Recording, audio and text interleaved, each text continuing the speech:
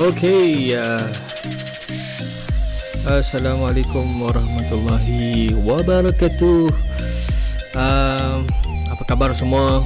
Moga-moga sentiasa berada dalam keadaan sihat dan ceria. Sebelum kita meneruskan sesi kita pada pagi ini, kita suka saya ingatkan untuk kita menjaga kesihatan kita dan mengamalkan norma baru untuk mencegah COVID-19. Okey, baik. Bagi sesi kali ini kita sambung daripada sesi semalam, iaitu kita terus kepada 2.8 pengujian komponen-komponen kawalan motor. Okey, baik. Sekarang ini kita masih lagi dalam tajuk kawalan motor satu fasa, di mana dalam bab ini kita akan melihat dengan lebih detail komponen-komponen di dalam lita kawalan. Jadi sebagaimana kita lihat pada paparan sekarang ini, kita ada beberapa komponen dan juga penerangan kaedah pengujian. Okey, yang pertama sekarang ini kita lihat pada fuse. Okey, bagi fuse, yang pertama kita perlu memeriksa agar fuse ini berkeadaan yang baik. Okey, berkeadaan yang baik supaya boleh digunakan dengan sempurna. Jadi ada beberapa kaedah pengujian. Yang pertama, yang pertama kita melihat ke sentuh menggunakan perut merah. Okey, dia ada perut merah menggunakan multimeter kita dan juga perut hitam. Okey, pada kedua-dua hujung fuse gunakan multimeter. So kita tap dan langkah kedua kita tengok adakah jarum pada multimeter kita. Kalau kita guna multimeter analog lah, kalau bergerak ke arah kosong, ini menunjukkan terdapat keterusan dan menunjukkan bahawa fuse dalam keadaan baik. Okey, dalam keadaan baik. Jadi yang ketiga seterusnya kita tengok sebaliknya, jika jarum tidak bergerak ke arah kosong, dia tak ada apa-apa respon semasa buat test dengan multimeter, ia menunjukkan tak ada arus, tiada keterusan dan menunjukkan fuse tersebut telah terputus. Maka bila putus, fuse ini adalah tidak boleh digunakan. Okey, baik. Itu bagi komponen fuse. Seterusnya kita melihat pula komponen punat tekan. Okey, bagi komponen punat tekan ataupun dipanggil push button start. Okey, punat tekan hidup. Okey, ini adalah punat tekan hidup. Okey, baik. Bagi punat tekan hidup, kalau kita nak uji, kaedah pengujian kita nak menguji adakah komponen bagi push start button bagi hidup ni, kita menggunakan multimeter juga. Dekat pada push start button tu, kita boleh menggunakan multimeter. Kita tap pada terminal positif dan negatif pada kedua-dua punca push start button. Dan yang kedua, bila kita tengok apabila push start button tu kita tekan, jarum pada meter tu bergerak ke arah kosong. So bila bergerak ke arah kosong, menunjukkan bahawa push start button kita ada keterusan, dan bila kita lepas, jarum meter kita kembali semula ke arah infinity. Dan ini menunjukkan punat tekan hidup dalam keadaan yang baik. Okay, dalam keadaan yang baik lah. Itu push start button. Oh, saya tengok ada Adibah Huda. Oh, selamat datang. Selamat kita bersemuka secara online. Ya, terbaik. Okey, kalau kita nak check, kita sama pada nota kita. Kalau kita nak check kita punya punat tekan hidup ni, push start button sebenarnya dalam bahasa Inggeris. Kalau punat tekan hidup ni sebaliknya, kalau kita tekan tak ada jarum yang bergerak, maknanya benda tu tak ada keterusan, kemungkinan push start button kita rosak. Dan yang keempat, sebaliknya, jika push start button kita tekan, jarum meter tu dia bergerak ke arah kosong, dan bila dilepaskan jarum meter tidak kembali ke infinity. Ini juga menunjukkan kita punya push start button kita tidak beroperasi secara normal. Okey, tidak beroperasi secara normal. Okey, baik. Nombor 3 pula. Okey, ini adalah punat tekan henti, ataupun dalam bahasa Inggeris kita panggil push stop button. Tadi push start pemula, ini sekarang push stop. Okay, push stop button. So kendalian sama juga, kita nak check dia adakah dia punya push stop button kita beroperasi secara normal. Kita menggunakan multimeter. Sebelum kita nak guna komponen, kita kena check komponen tu berada dalam keadaan baik. Macam mana nak check? Kita guna multimeter. Multimeter kita ada probe merah dan juga probe hitam. Maknanya kita gunakan tu, kita tap pada kedua-dua punca punat tekan henti, dan jika ada jarum bergerak ke arah kosong, ini kita tengok ada tak tindak balas. So macam nombor 2 sekarang ni, bila kita tekan push stop button ni, kita tekan jarum meter baru bergerak ke arah infinity, dan ini menunjukkan tak ada arus, maknanya dia putuskan litar lah sebab dia stop kan. Okay, sebaliknya jika dilepaskan jarum meter tu, dia kembali ke arah kosong, maknanya ada arus. Okay, dan dia menunjukkan ada keterusan. So ini membuktikan bahawa kita punya push stop button kita dalam keadaan baik. Okey, nombor 3 tu benda yang sama saja, cuma di-explainkan secara terbalik. Kalau rosak macam mana, macam itulah. Alright. Bagi nombor 4 pula, kita tengok di mana nombor 4 ni kita ada sesentuh magnet. Okey, kita ada sesentuh magnet iaitu gegelong. Macam mana kita nak check punya komponen ni? Okey, kalau kita nak check gegelong, kita gunakan multimeter juga. Okey, sebab apa? Multimeter ni banyak kegunaan dia. Memang multimeter ni satu alat yang pengujian yang sangat bagus. Kita boleh test pelbagai benda. Kita boleh test macam-macam dengan multimeter. Sebab itulah technician ataupun seorang mekanik dan sebagainya, juru electrician, memang wajib kena ada multimeter, sebab multimeter ni lah sebagai guide, sebagai panduan untuk menentukan keadaan itu ataupun komponen-komponen tertentu berada dalam keadaan baik atau tidak. So ceritanya sama juga kalau kita nak test kita punya gegelong sesentuh magnet ni, kita tap pada probe merah dan juga probe hitam.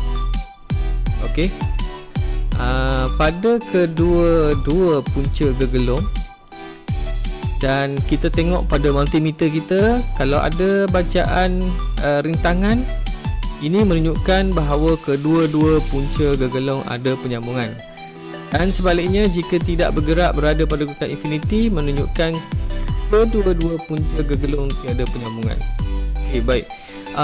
Bagi penerangan nota ni, saya hanya ceritakan bagaimana kaedah kita nak test.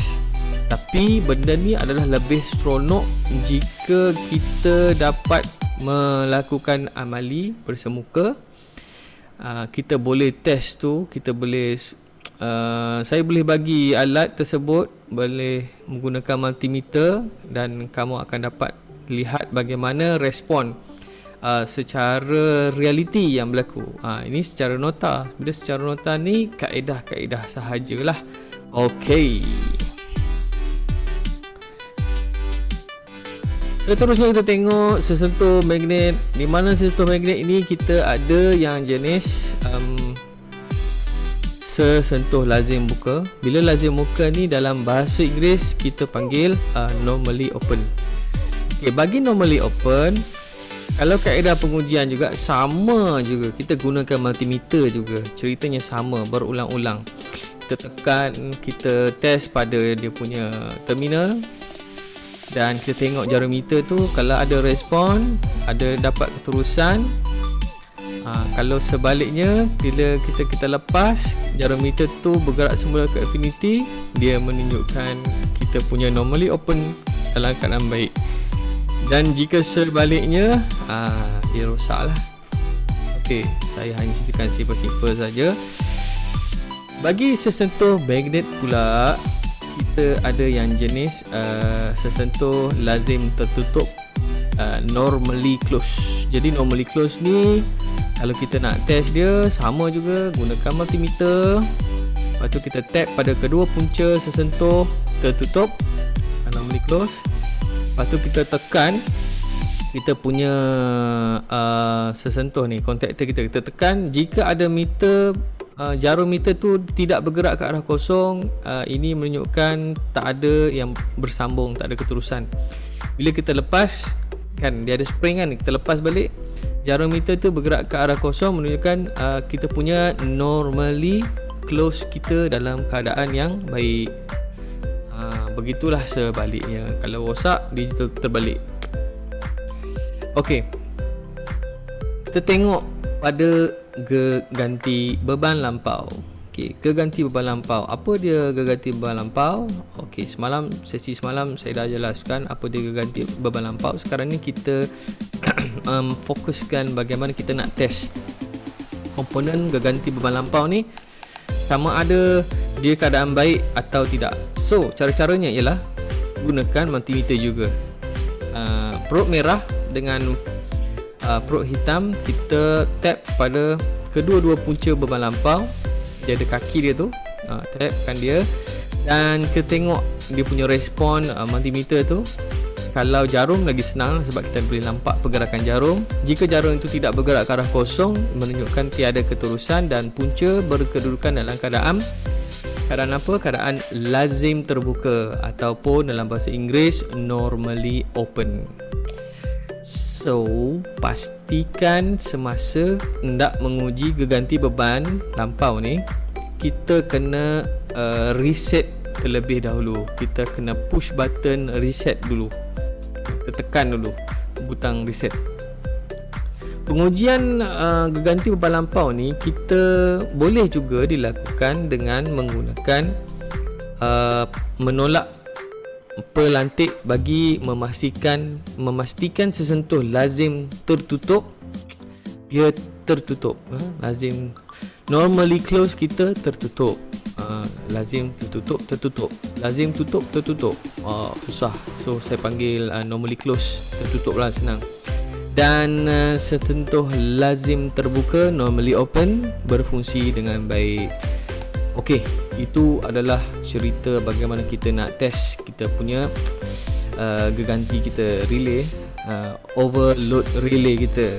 So overload relay ni sebenarnya benda kalau kita silap pasang, kita punya overload relay kita ni mudah terbakar dan mudah rosak.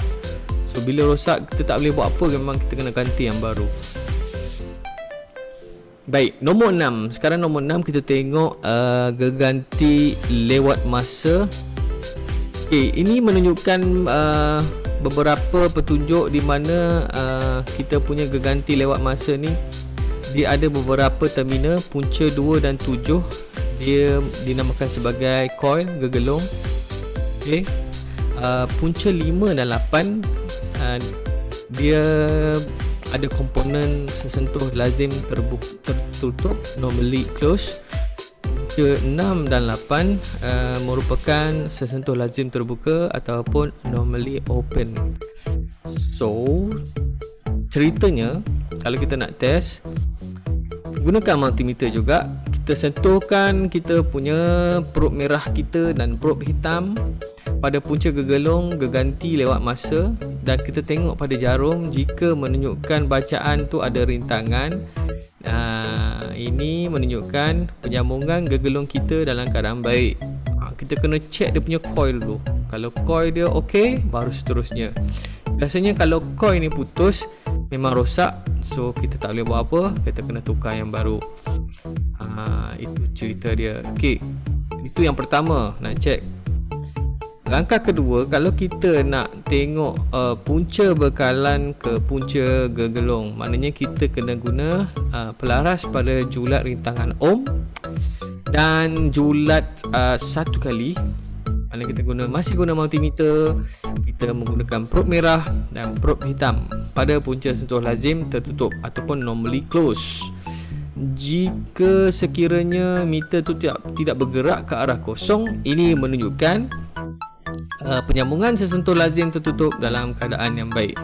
Sebaliknya, jarum meter tu rosak.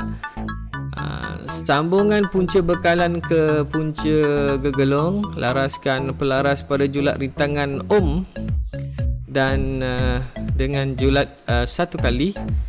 Masih menggunakan multimeter, kita sentuhkan kepada sesentuh lazim terbuka, normally open. Dan jika jarum meter kita bergerak ke arah kosong, ini menunjukkan bahawa penyambungan sesentuh lazim terbuka dalam keadaan yang baik. Okey, dalam keadaan yang baik. Alright.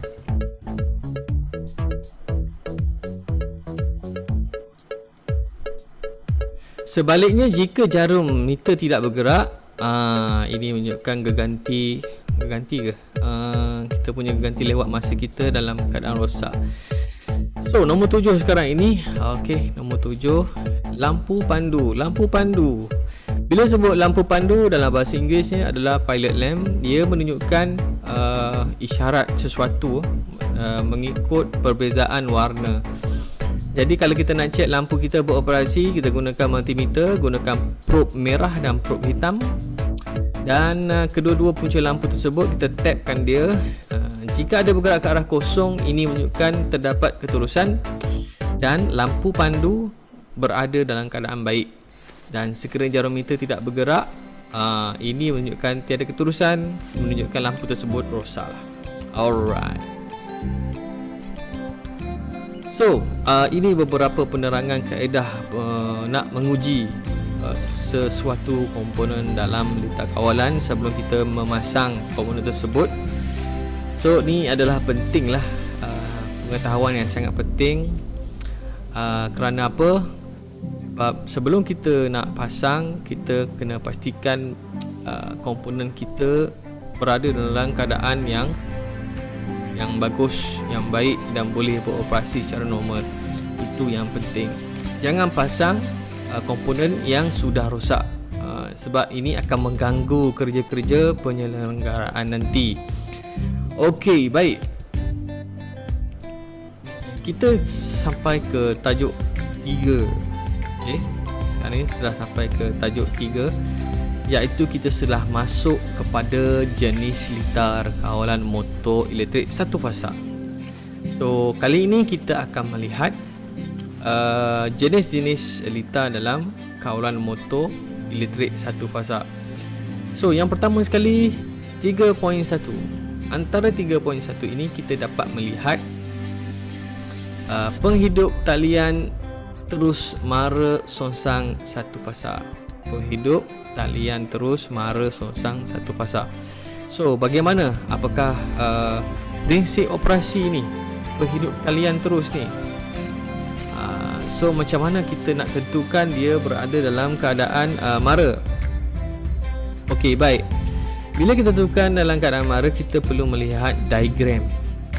So, sebagai juru elektrik ataupun sebagai juru teknik elektrik dan sebagainya, Kalau kita nak membaiki sesuatu, kita nak repair sesuatu, kita perlu memahami diagram. Diagram ni adalah maklumat ataupun data yang sangat penting untuk kita kuasai untuk memahirkan diri kita supaya dapat membaik pulih sesuatu dengan lebih mudah. Alright. So yang pertama, ini adalah prinsip talian hidup terus. Okey, penghidup talian terus keadaan mara. Okey, di mana kita akan lihat beberapa simbol dekat sini. So ini adalah bagi sambungan live dan di bawah adalah sambungan neutral. So mesti disambung dengan fuse dan kita sambungkan kepada TOR. Apa dia TOR? Okey, lepas tu kita ada push button kat sini off. Push button off. Kita ada beberapa komponen-komponen seperti L. L adalah lampu 1, lampu 2, lampu 3. Dan juga kita ada push button. Dekat sini kita ada push button. Push button off. Push button, mana push button start? Okay. Ni normally close ni. Okay, dia bersambung dengan contactor. Ni gambar rajah contactor. Yang palang ni adalah dia punya geganti dalam dia, bahagian dalam contactor. So bagi F adalah forward dan bagi R adalah reverse. So dekat sini kita ada R1 dan F1. Okay, kita push dia, barulah dia boleh putus balik. Okay. So nombor 1 kita tengok apakah yang gambaran penerangan bagi gambar rajah ini. Dia ada jalan cerita dia di mana nombor 1, apabila punat tekan mula F, punat tekan mula F tu, kita push start push start button. Di mana kan F? Okey, di sini. Kita tekan dan dia akan mengalir ke dalam litar kawalan lalu memberikan litar pada gegelung penyentuh F. Okey. Kita tekan kat sini dan dia akan masuk ke F. Okey, seterusnya gegelung F ini dia akan menjadi elektromagnet dan seterusnya dia akan menarik semula sesentuh buka menjadi tutup. Okey. Dan sesentuh ini akan menyebabkan talian arus pada talian L live, okay, akan memasuki motor dan motor ini terus beroperasi dalam keadaan mara ataupun forward lah. Dia berkendalikan dekat sini. Alright. Bila punat tekan mula F, kita lepas, motor akan kekal beroperasi. Okey. Di mana sesentuh tambahan buka F, okey, di atas ni dia mengambil alih tugas punat tekan F1. Okey, bila punat nombor 5, bila punat tekan henti, okey, push stop, ditekan kat sini off, makanya bermakna litar gelung penyentuh F diputuskan dan ini menyebabkan gegelung penyentuh kehilangan tenaga magnet dan seterusnya dia melepaskan balik penyentuh lazim buka, normally open, ke kedudukan asal dan motor akan berhenti berputar kerana litar bekalan dia adalah terbuka, maknanya tak ada arus yang mengalir lah.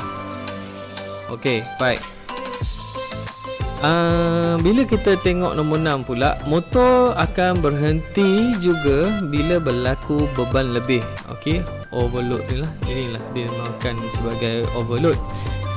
Ketika itu arus litar ke motor akan meningkat. Okey, dan menyebabkan logam dua lapis beban berfungsi. Okey, dia ada pelik logam dia. Bila lebih, dia akan menaikkan suhu. Ini bermakna litar gegelung penyentuh akan terputus dan semua penyentuh akan kembali ke kedudukan asal dan motor pun berhenti. Okey. Okey, itu adalah bagi yang keadaan mara ataupun forward. Okey, cerita pula bagi prinsip penghidup talian terus keadaan songsang ataupun reverse lah. Okey. Yang pertama dekat sini kita melihat apabila pun nak tekan R, push start button reverse, kita tekan arus mengalir dalam litar kawalan melengkapkan litar pada gegelung penyentuh R. Dan nombor 2, kita tengok gegelung R ni dia menjadi elektromagnet, sama cerita macam tadi juga, dan seterusnya dia akan menarik semua sentuh buka menjadi tutup. Dan nombor 3, sentuh ini menyebabkan arus talian live memasuki motor dan motor ini beroperasi dalam keadaan reverse songsang. Dan bila kita tekan semula nak tekan mula R dilepaskan, kita lepas balik, motor dia kekal beroperasi, dia tak shut off, dia akan on, di mana sentuh tambahan buka reverse dia ambil alih tugas nak tekan reverse. Okey. Nombor 5, apabila pun nak tekan henti stop ni, kita tekan, kita cut, maknanya litar gegelung penyentuh R diputuskan. Bila gegelung putus, ini menyebabkan gegelung penyentuh kehilangan tenaga, tak ada lagi tenaga, dan magnetnya tak ada, dan seterusnya melepaskan balik penyentuh lancar terbuka ke kedudukan asal. Spring balik dia tolak, dan motor itu akan berhenti berputar kerana litar bekalan telah terbuka. Maknanya tak ada arus yang mengalir lah, dia akan putuskan litar. Dan yang keenam, motor itu akan berhenti dan berlaku beban lebih. Okey, baik, beban lebih.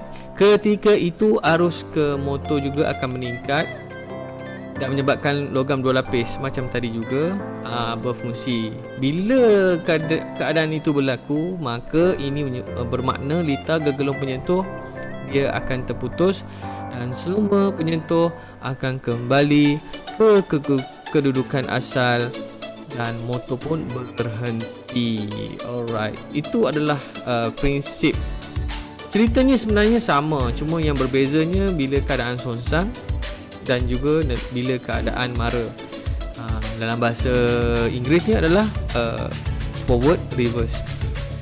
Ini kita konsep ni, prinsip ni memang pelajar seharusnya perlu, memang wajib untuk memahami cara-cara kendalian prinsip penghidup talian terus ni, sebab dia merupakan basic. Kalau kita faham sesuatu, maknanya kita telah menguasai dia punya kendalian dia. Sebab tu kita kena memahami dan mengetahui. Alright. Bagi 3.2, kita tengok 3.2 pula, di mana kita ada penghidup talian terus. Penghidup talian terus Direct Online Starter ataupun DOL. Okey, macam mana penghidup talian terus ini? Okey, baik. Dia digunakan untuk motor yang kecil. Okey, kecil maknanya penggunaannya pun pada saiz yang kecil, yang mana bahaya arus tinggi sewaktu mula-mula nak hidup tu tidak ketara. So bagi jenis pemula ni, dia digunakan untuk motor berukuran 1.5 kk hingga ke 3 kk, ataupun dalam kurungan ni kita boleh tengoklah dia punya kuasa kilowatt dia berapa, 0.37 kilowatt hingga 2.2 kilowatt, yang biasa digunakan dalam beban seperti aircon kita, penghawa dingin, penghembus udara, pemampat udara, kompresor dan sebagainya. So bagaimana?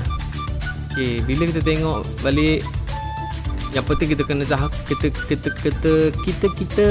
kena ketahui, okay, ya? Kita kena ketahui bahawa arus, yang penting arus dalam sesuatu operasi itu adalah 6 hingga 8 kali daripada arus kendalian normal.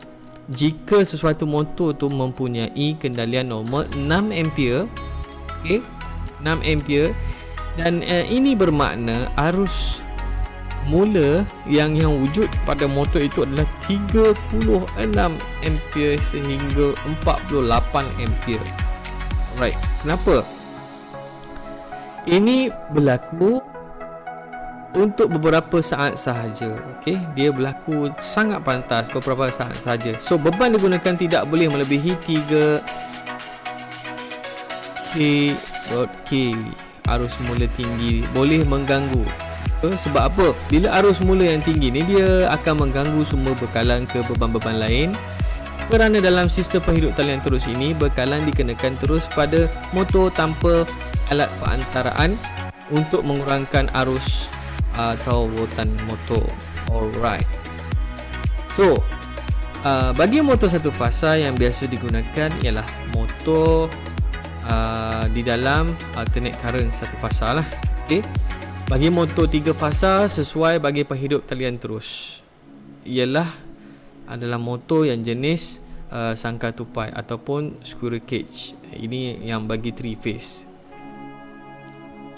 Okey, untuk penghidup talian terus adalah di mana sistem bekalan dikenakan terus pada motor tanpa apa-apa alat perantaraan untuk mengurangkan arus atau voltan ke motor.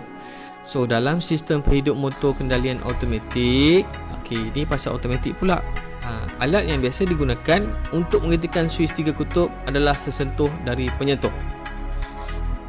So pada penghidup ini, dia cerita tentang geganti haba digunakan untuk melindungi motor daripada lebihan beban lampau. Mengikut peraturan 25 kaedah elektrik 1949, penghidup talian terus hanya boleh digunakan bagi motor yang mempunyai keupayaan tidak melebihi 3 kuasa kuda ataupun 2.2 kuasa kuda. Alright, KK tu kuasa kuda. Okey. So pada rajah 4 ni, ini adalah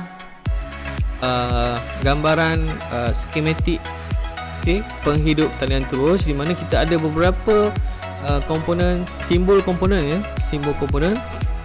Di mana pada M1 ini adalah motor 1, di mana main circuit dekat sini kita akan lihat bagaimana sambungan pada motor 1. Okey, dia ada MCB dia ada contactor dia, OL dan sebagainya, overload relay ni. So kita ada door starter, di mana door starter, dalam door starter kita ada beberapa komponen-komponen kecil sebagai MCB, kita ada overload relay, kita ada push button stop, kita ada push button start, kita ada coil 1, ini adalah contactor, dan ini juga dipanggil contactor ni, ini coil, dan kita ada 2 lampu 1 dan lampu 2. So di mana lampu ni, kalau lampu ni menyala, dia menunjukkan tanda-tanda trip. Okey. So bila lampu 2 menyala, menunjukkan motor itu beroperasi secara normal. Okey, normal. Okey. Perlu kita ketahui bahawa setiap rajah skematik dia ada prinsip kendalian ataupun memahami macam mana litar skematik ini beroperasi. So yang pertama, saya bacakanlah. Yang pertama, kita tekan punat tekan hidup, push start button kita. Lepas tu bila kita tekan, arus akan mengalir dan masuk ke litar kawalan penghidup talian terus. Okey. Bila arus ni mengalir melalui gegelong ini menghasilkan magnet bertenaga pada kontaktor tu lah.